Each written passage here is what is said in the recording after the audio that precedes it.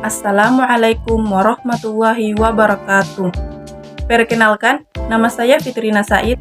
Saya dari Prodi Tadris Bahasa Indonesia semester 2. Fakultas Ilmu Tarbiyah dan Keguruan Institut Agama Islam Negeri Ambon. Dengan NIM 2203080006.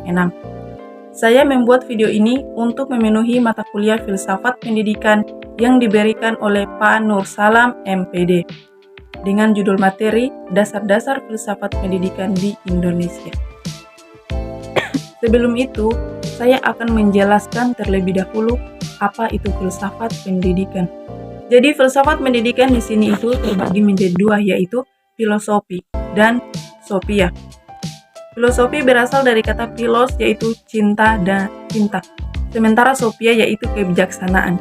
Dalam bahasa Yunani yang menjadi asal muasal kata filosofi atau filsafat.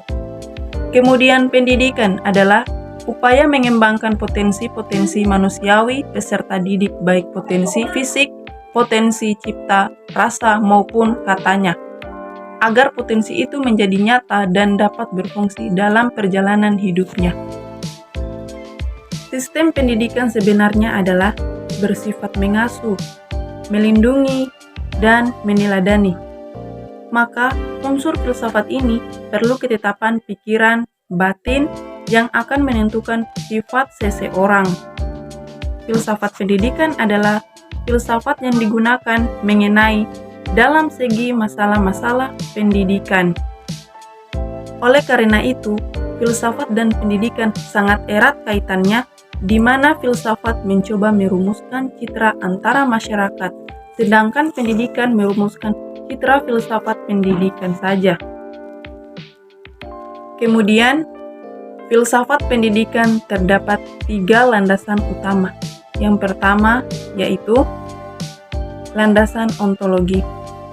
Landasan ontologi berasal dari bahasa Yunani yaitu ontos dan logos.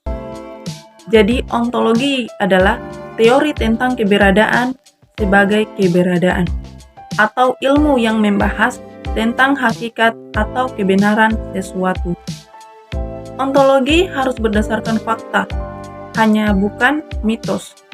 Ontologi dalam pendidikan itu adalah cara memanusiakan manusia. Kita sebagai manusia harus menghargai, menghormati, dan bersikap adil kepada sesama. Landasan yang kedua yaitu landasan epistemologi. Epistemologi berasal dari bahasa Yunani yaitu episteme, berarti pengetahuan, dan logos berarti teori. Jadi, epistemologi adalah cara untuk mencari tahu segalanya. Epistemologi ini membahas sumber-sumber atau seluk-beluk tentang suatu hal. Epistemologi dalam dunia pendidikan dalam hubungannya dengan dasar kurikulum yang membahas tentang suatu materi dan bagaimana cara menyampaikan kepada anak murid di sekolah agar murid tersebut dapat memahami materi dengan mudah. Dan landasan yang terakhir yaitu landasan aksiologi. Aksiologi ini berasal dari bahasa Yunani kuno, yaitu aksios, yang berarti nilai, dan kata logos yang berarti teori, yang mengacu pada nilai-nilai nyata yang sudah terbentuk.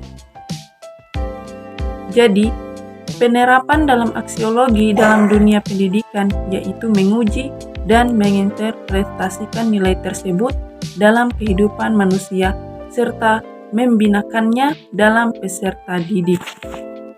Kemudian, kita lanjut di pembahasan selanjutnya yaitu dasar-dasar filsafat pendidikan di Indonesia.